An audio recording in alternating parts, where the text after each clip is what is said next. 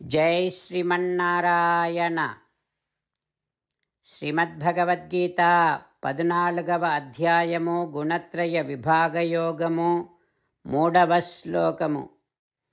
మమ యోనిః మహద్బ్రహ్మ తస్మిన్ గర్భం దధామ్యహం సంభవః సర్వభూతానాం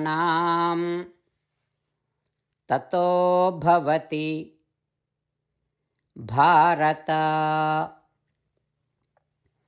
ఓం. గీతాచార్యుడు శ్రీకృష్ణ పరమాత్మ అర్జునుడితో పాటు మనందరికీ గుణత్రయ విభాగ యోగాన్ని ఉపదేశం చేస్తూ ఉన్నాడు. పరమాత్మ ఈ రకంగా అంటూ ఉన్నాడు, అర్జునా, ఈ సకల జగత్తుకంతటికీ కారణం మూల ప్రకృతి. ఆ మూల ప్రకృతి నా ఆధీనములో ఉంది. నేనేం చేస్తానంటే ఈ జీవులందరినీ వారి వారి కర్మానుసారముగా ఈ ప్రకృతిలో ప్రవేశపెడుతూ ఉంటా. ఈ రకంగా కారణావస్థలో ఉన్నప్పుడు, అంటే నామరూప విభాగము లేనటువంటి అవస్థలో ఉన్నప్పుడు ఈ జీవులందరినీ ఆ ప్రకృతిలో ఉంచటము వలన, ఆ రెంటిని కలపటం వలన ఈ సకల ప్రాణులన్నీ కూడా పుడుతూ ఉన్నాయి అంటూ శ్రీకృష్ణ భగవానుడు తానే జీవులందరినీ, అంటే మనందరినీ మన కర్మానుసారముగా ప్రకృతిలో ప్రవేశపెడుతూ ఉండటం వలనే సకల ప్రాణులన్నీ పుడుతూ ఉన్నాయి అంటూ స్పష్టపరుస్తూ ఉన్నాడు.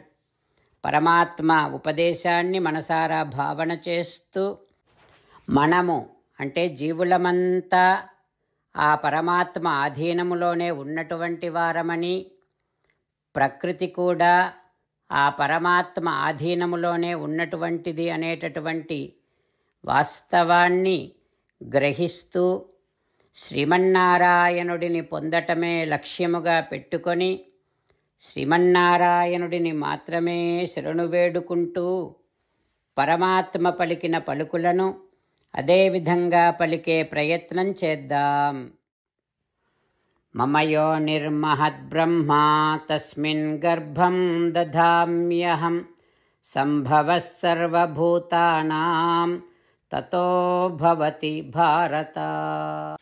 అంతేకాకుండా మనం ప్రతిరోజు శ్రీమన్నారాయణుడికి ఒక 8 పనులు చేస్తాం అని మాట ఇద్దాం.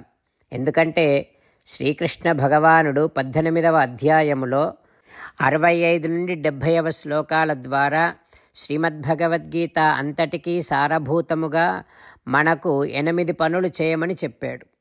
అలా చేస్తే చాలు, నేను మిమ్మల్ని అన్ని విధాలుగా రక్షిస్తా అని ప్రమాణపూర్వకముగా ప్రతిజ్ఞ కూడా చేశాడు.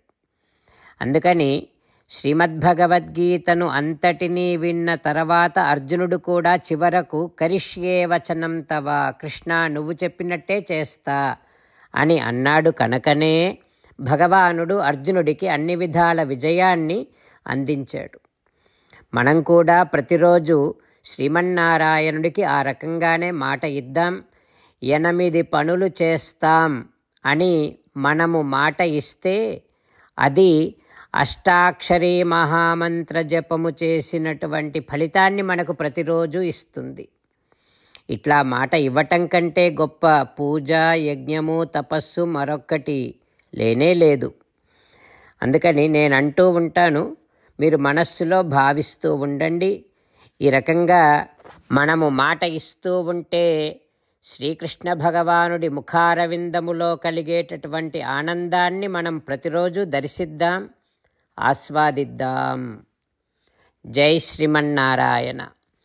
హో శ్రీమన్నారాయణ, నువ్వు చెయ్యమన్నట్టే నేను నిన్నే సంతతము ధ్యానము చేస్తూ ఉంటా.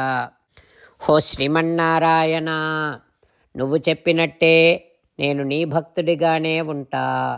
హో శ్రీమన్నారాయణ, నువ్వు చెయ్యమన్నట్టే నేను నా విధులను కర్తవ్యాలను నీ సేవగా నీ తృప్తి కోసమనే సక్రమంగా నిర్వర్తిస్తూ ఉంటా.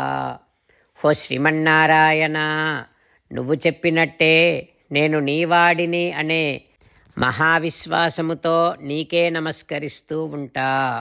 ఓ శ్రీమన్నారాయణ, మామేకం శరణం వ్రజ, నన్ను ఒక్కడిని మాత్రమే శరణు వేడుకో అని నువ్వే అన్నావు కనుక నేను నిన్ను ఒక్కడిని మాత్రమే శరణు వేడుకుంటా. ఓ శ్రీమన్నారాయణ, మా శుచః, ఇక దుఃఖించకు అని నువ్వే నాకు భరోసా ఇస్తున్నావు కనుక నేను ఇక దుఃఖించను. ఓ శ్రీమన్నారాయణ, నువ్వు చెప్పినట్టే నువ్వు నా కోసమని అనుగ్రహించినటువంటి శ్రీమద్భగవద్గీతను ప్రతిరోజు కనీసము ఒక్క శ్లోకాన్నైనా జ్ఞాపకం చేసుకుంటూ శ్రీమద్భగవద్గీతను అనుసంధానము చేస్తూ ఉంటా. ఓ శ్రీమన్నారాయణ, నువ్వు చెప్పినట్టే నువ్వందరి కోసమని చెప్పినటువంటి శ్రీమద్భగవద్గీతను తెలియని భక్తులందరికీ తెలియచేసే నా వంతు ప్రయత్నాన్ని నేను నిరంతరము కొనసాగిస్తూనే ఉంటా. ఓ శ్రీమన్నారాయణ, నేను నువ్వు చెప్పినట్టే చేస్తా, నీకు నచ్చినట్టే ప్రవర్తిస్తా, నీకోసమే పని చేస్తూ ఉంటా. కరిష్యే వచనం తవ. జై శ్రీమన్నారాయణ. భక్తులకు ప్రత్యేకమైనటువంటి విజ్ఞాపన. మీకు అన్ని విషయాలలో వెంటనే మంచి ఫలితాలు రావాలి అనంటే ప్రతిరోజు 1 నిమిషం వెచ్చించి నారాయణాస్త్రాన్ని చదవండి. ఇక మీకు తిరిగే ఉండదు.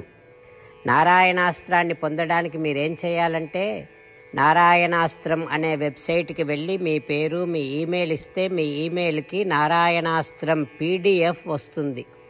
అందులో ఒక రామాయణ శ్లోకం, ఒక గీతా శ్లోకం, ఒక విష్ణునామం ఉంటాయి. ఆ మూడింటిని కలిపి నారాయణాస్త్రం అంటాం. ప్రతి ఒక్కరికి వేరువేరు శ్లోకాలను ఇస్తున్నాం.